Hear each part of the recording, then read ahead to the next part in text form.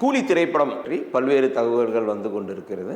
அதில் வந்து முக்கியமாக என்ன மாதிரியான நியூஸ் அப்படின்னு பார்த்தீங்கன்னா, பாக்ஸ் ஆஃபீஸ் வந்து இந்த படம் வந்து ரெக்கார்ட் பிரேக் பண்ணும் அப்படின்ற மாதிரி. பட் நான் வந்து பேச போகிறது அந்த திரைப்படத்துடைய தொழில்நுட்பத்தை சார்ந்த ஒரு தகவல் தான். ஆனால் அதில் வந்து ஒரு இன்ட்ரெஸ்டிங்கான ஒரு தகவல் வந்து என்னென்னா, நாகார்ஜுனா வந்து இந்த படத்தில் வந்து ஒரு 6 கேமரா செட்டப் வந்து டைரக்டர் லோகேஷ் கனகராஜ் யூஸ் பண்ணியிருக்கிறாரு. அது இந்த படத்தை வந்து பட்ஜெட்டையும் டைமையும் சேவ் பண்ணிச்சு அப்படின்னு வந்து அவர் ரொம்ப வந்து வெகுவாக பாராட்டியிருக்கிறார். இப்போ இந்த 6 கேமரா செட்டப் அப்படின்றது என்ன, அது வந்து எப்படி அவர் ஒரு இயக்குனர் வந்து பயன்படுத்தி இருப்பார் அப்படின்னு சொல்லி நம்ம இந்த நிகழ்ச்சியில் பார்ப்போம்.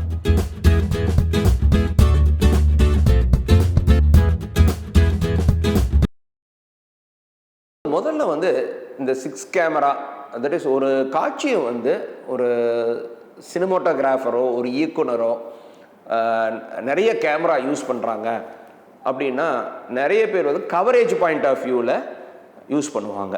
மெயினாக அந்த காட்சியை வந்து ரிப்பீட் பண்ண முடியாத காட்சியாக இருக்கும்.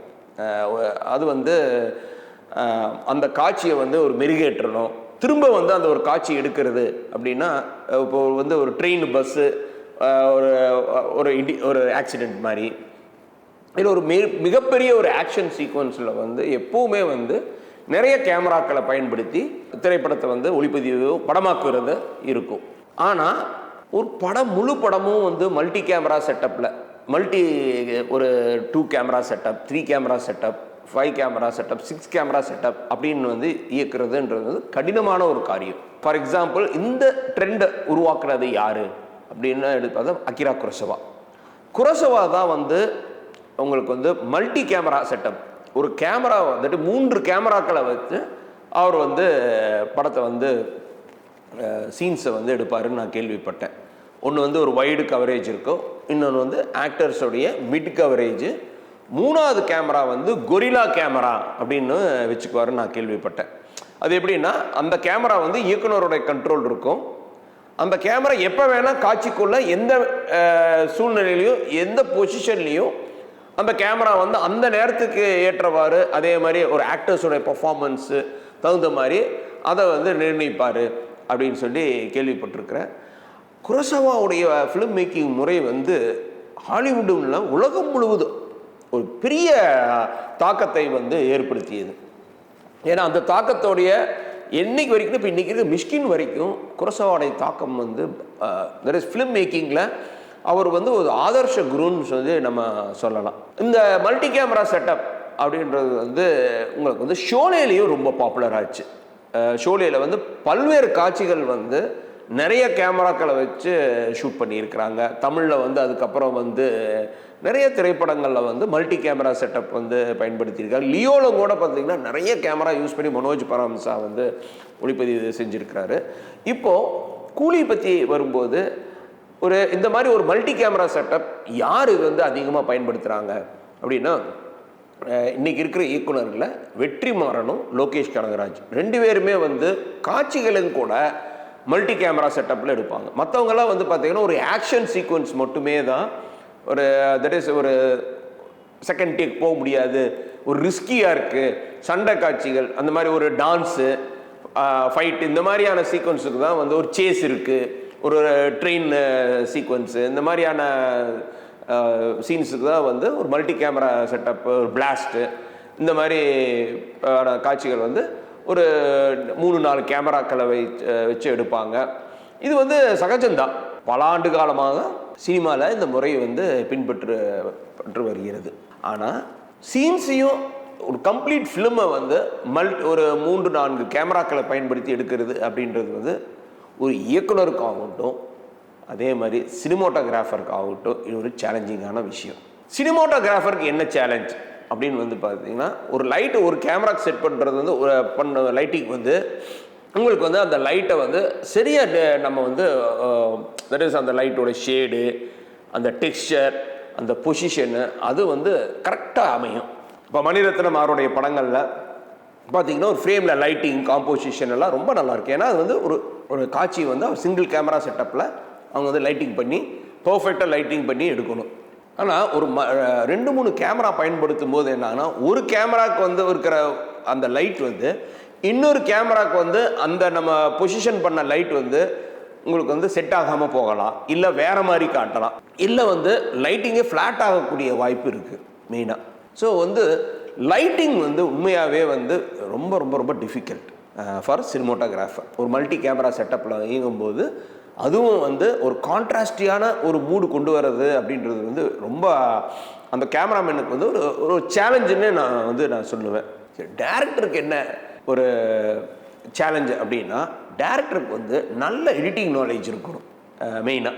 சரி, இந்த கேமராவில் நம்ம ஒரு கேமரா ஏ கேமரா பி அப்படின்னு வந்து செட் பண்ணியிருக்காங்கன்னா இந்த கேமராவில் வந்து கவரேஜ் எப்படி வரும், இதை வந்து நம்ம எடிட் பண்ண. ஏன்னா இது வந்து பொதுவாக இந்த மாதிரி கேமரா வச்சு எடுக்கும்போது அந்த சீனை வந்து பார்த்தீங்கன்னா ரிப்பீட் பண்ண மாட்டாங்க மெயினாக. இப்போ வந்து நம்ம பொதுவாக வந்து ஒரு காட்சி மாஸ்டர் ஷாட் வச்சு எடுத்து அதுக்குள்ளே நம்ம வந்து என்ன பண்ணுவோம், ஸ்டெப் பை ஸ்டெப் வந்து அதனுடைய பிரேக் டவுன் பண்ணி அந்த காட்சிகளை வந்து மிட் ஷாட்டா க்ளோஸ்அப் ஷாட்டா கேமரா மூமெண்ட்டோட அப்படி வந்து அந்த வந்து இது பேர் சீன் பில்டிங் எக்ஸசைஸ்ன்னு சொல்லுவோம். ஸோ அது ஒரு காட்சியை வந்து ஒரு பில்ட் பண்ணுறது, இது வந்து ஒரு சினிமாவில் ஒரு மேக்கிங்கில் வந்து ஒரு இன்ட்ரெஸ்டிங்கான ஒரு பார்ட்டு. அதில் தான் ஒரு இயக்குனரும் அவங்களுடைய ஷார்ட் டிவிஷன்ஸ் மூலமாக எடிட்டிங் பேட்டர்ன் மூலமாக அவங்களுக்குன்னு ஒரு பாணியை வந்து உருவாக்குவாங்க. இப்போ இதில் வந்து அவங்களுக்கென்ற ஒரு பாணி, தட் இஸ் ஒரு ஸ்டைல் உருவாக்குறது வந்து ரொம்ப ரொம்ப டிஃபிகல்ட். பட் பொதுவாகவே இதில் வந்து வெற்றிமாறன் ஆகட்டும் இல்லை லோகேஷ் கனகராஜ் ஆகட்டும், அவங்க வந்து இதில் வந்து ரொம்ப ரெண்டு பேருமே ரொம்ப ஸ்ட்ராங்கான ஒரு விஷுவல் லாங்குவேஜ் வந்து கொண்டு வராங்க அவங்க திரைப்படங்களில். ஸோ இதில் வந்து எப்படின்னா, பட் இதனால் என்ன வந்து அட்வான்டேஜ் அப்படின்னா, அந்த டைம் வந்து ரொம்ப உங்களுக்கு வந்து சேவ் ஆகுது. பொதுவாக லோகேஷ் கனகராஜ் அவர்கள் படங்களில் அவர் டைரக்ட் பண்ணுற படங்களில் வந்து என்னென்னா, நிறைய ஆக்ஷன் சீக்வன்சஸ் வந்து திரைப்படங்கள் வந்து ஒரு 60% வந்து ஒரு ப்ராடான ஆக்ஷனை வந்து அவர் வந்து வைக்கிறாரு. ஸோ அப்போ என்ன ஆகுதுன்னா, இந்த கேமரா மல்டி கேமரா செட்டப் இந்த ஃபிலிம் மேக்கிங்க்கு வந்து உண்மையாகவே வந்து சப்போர்ட் ஆகுது. அவருடைய அந்த விஷன் வந்து சினிமோட்டோகிராஃபர்ஸ் வந்து பார்த்திங்கன்னா இப்போ கிரீஷ் கங்காதரன் அவங்களாம் நல்ல எக்ஸ்பீரியன்ஸ்டு சினிமோட்டோகிராஃபர்னால அந்த லைட்டிங்லேயும் அந்த கான்ட்ராஸ்ட்டை வந்து நல்லா மெயின்டைன் பண்ணுறாங்க மெயினாக.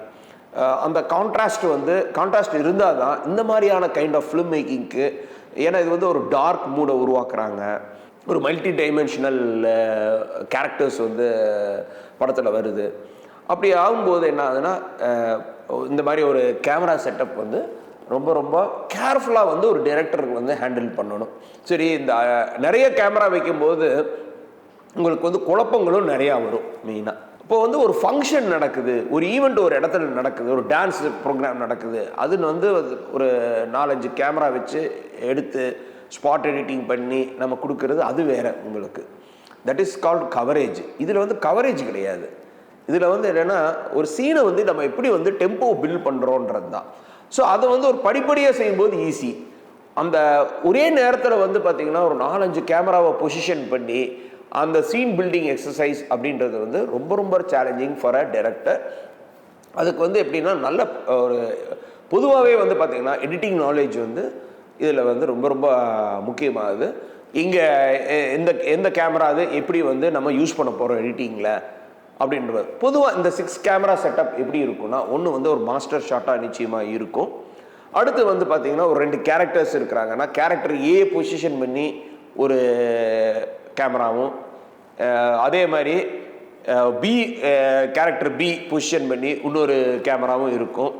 அது இல்லாமல் இன்னொன்று வந்து ஓவர் த ஷோல்டர் ஷாட்டு, ஒரு கேமரா கேரக்டர் ஏக்கு வந்து ஒரு ஓவர் த ஷோல்டர் ஷாட்டை பொசிஷன் பண்ணி, அதே மாதிரி கேரக்டர் பிக்கு over the shoulder the shot வந்து பொசிஷன் பண்ணி, இப்போ பார்க்கும்போது உங்களுக்கு வந்து ஒரு 5 கேமரா செட்டப் இதிலே வந்துடுது. இப்போ 5வது கேமரா எதுக்கு அப்படின்னு பார்த்தீங்கன்னா, கேமரா மூவ் பண்ணுறதுக்கும், இன்சர்ட்ஸ் எடுக்கிறதுக்கும், க்ளோஸ்அப்ஸ் எடுக்கிறதுக்கும் இருக்கும். ஸோ இப்படி தான் வந்து பார்த்திங்கன்னா ஒரு 6 கேமரா செட்டப் ஒரு வடிவம் பெறுது அப்படின்னு சொல்லி நம்ம சொல்லலாம். ஸோ இந்த 6 கேமரா செட்டப் பயன்படுத்திருக்கிற முன்னாடி வந்து நம்ம பொதுவாக லைட்டிங் வந்து ரொம்ப ரொம்ப ஸ்ட்ராங்கான ஒரு சிங்கிள் சோர்ஸ் லைட்டிங் மெயின்டைன் பண்ணிட்டா நமக்கு வந்து அதுக்கு தகுந்த மாதிரி கேமராஸை பொசிஷன் பண்ணி பண்ணும்போது எல்லா கேமராலேயும் உங்களுக்கு வந்து ஒரே மாதிரியான அந்த கான்ட்ராஸ்ட் லெவல் மாறாமல் பார்த்துக்கணும். அது சினிமோட்டோகிராஃபருடைய சேலஞ்சு. ஸோ எடிட்டர்ஸ்க்கு வந்து என்ன ஆகுதுன்னா, இது வந்து ரொம்ப டிலைட்ஃபுல்லாக இருக்கும் மெயினாக. அவங்களுக்கு வந்து என்ன ஆகுதுன்னா, ஒரு காட்சி வந்து ஒரு மல்டி நிறைய கேமராக்கள் இருந்து அந்த முழு காட்சிகள் அப்படியே ஒரு ஃபுல் சீன் வந்து அந்த கம்ப்ளீட் சீன்ஸ் வந்து அவங்களுக்கு வந்து எல்லா கேமராலிருந்து வரும்போது எடிட்டர்ஸ்க்கு வந்து இது வந்து ஒரு டிலைட்ஃபுல்லான ஒரு ஃபுட்டேஜ் வந்து அவங்களுக்கு கிடைக்கும். ஸோ அவங்களுக்கு ஒரு நுவான்சஸ் எந்த இடத்துல எந்த கேமராவில் இருந்து நம்ம பயன்படுத்தி அந்த சீனுடைய ரிதமை டெவலப் பண்ணலாம் அப்படின்றது வந்து எடிட்டர்ஸ்க்கு வந்து ரொம்ப ரொம்ப இன்ட்ரெஸ்டிங்கான ஒரு மெத்தட் தான் இது. ஸோ இதில் வந்து யாருக்கு ரொம்ப ஒரு டிலைட்ஃபுல் எக்ஸ்பீரியன்ஸ் அப்படின்னா இந்த மாதிரி 6 camera setup, 3 camera setup, 2 camera செட்டப்னா எடிட்டர்ஸ்க்கு தான் நான் சொல்லுவேன். சேலஞ்சிங் யாருக்கு அப்படின்னு வந்து பார்த்தா ஒரு டைரக்டருக்கும் சினிமாட்டோகிராஃபருக்கும். இது இல்லாமல் ஹைலி பெனிஃபிஷியல் யாருக்கு அப்படின்னு பார்த்தா ஆக்டர்ஸ்க்கு. ஸோ ஆக்டர்ஸ் என்னன்னா அந்த சீனை வந்து திரும்ப திரும்ப வந்து ரிப்பீட் பண்ணி நடிக்க வேண்டியதில்லை. ஒன் ஷாட் கோலை வந்து அவங்க வந்து பெர்ஃபார்ம் பண்ணிட்டு போயிடலாம். ஸோ எல்லா கேமராலிருந்து அந்த சீனுக்கான எல்லா ஷாட்ஸும் வந்துடும். ஸோ அடுத்த சீனுக்கு வந்து அவங்க வந்து அப்படியே வந்து டிரான்ஸ்ஃபார்ம் ஆகலாம். இல்லைன்னா அந்த மூடு வந்து ஒரு ஃபார் எக்ஸாம்பிள் வந்து ஒரு சீன் வந்து ஒரு ½ டேயில் எடுக்கிறாங்க, ஒரு 6 கேமரா செட்டப் அப்படின்னா அந்த காட்சியை வந்து நீங்கள் பிரேக் டவுன் பண்ணி அந்த காட்சி எடுத்தீங்கன்னா it will take nearly 1 or 2 days. So அந்த 2 நாளும் அந்த ஆக்டர் வந்து அதே மூடில் வந்து அவங்க வந்து பெர்ஃபார்ம் பண்ணணும், அதே இன்டென்சிட்டி மெயின்டைன் பண்ணணும், க்ளோஸ்அப் ஷாட்டுக்கு தகுந்த மாதிரி பண்ணணும், மிட் ஷாட்டுக்கு தகுந்த மாதிரியும் அவங்க பண்ணணும். ஸோ இது வந்து ஆக்டர்ஸ்க்கு வந்து உண்மையாகவே வந்து எல்லாத்த விட வந்து ஒரு ஆக்டர் வந்து they will enjoy this process. இப்போ வந்து இந்த 6 கேமரா செட்டப் வந்து அநேகமாக என்னன்னா இனிமேல் வரும் காலகட்டங்களில் வந்து நிஜமாக பாப்புலராக இருக்கான நிறைய வாய்ப்புகள் இருக்குது. எஸ்பெஷலி நம்ம கூலி மாதிரி திரைப்படங்கள் வந்து வெற்றி பெறும்போது. பட் இதில் வந்து ரொம்ப கேர்ஃபுல்லாக இருக்க வேண்டிய ஏரியா இங்கே அப்படின்னா இப்போ டிஜிட்டல்னு காட்டிக்க என்ன ஆகுனா இது வந்து ஸ்டோரேஜும் வந்து பார்த்திங்கன்னா அன்னெசரியாக வந்து உங்களுக்கு வந்து ஒரு திரைப்படத்துடைய ஸ்டோரேஜ் வந்து அதனுடைய விகிதங்கள் வந்து இப்போ வந்து ஜாஸ்தி ஆயிரும்.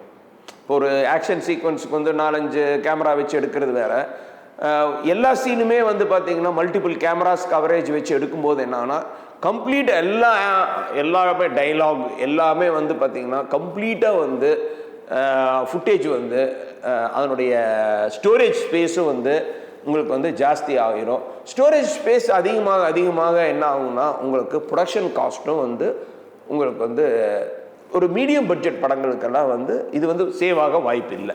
இப்போ இதே வந்து பார்த்தீங்கன்னா ஒரு பெரிய பட்ஜெட் படம், மல்டி க்ரோர் பட்ஜெட் ஃபிலிம் அப்படின்போது இது வந்து பட்ஜெட் வந்து சேவ் ஆகும்.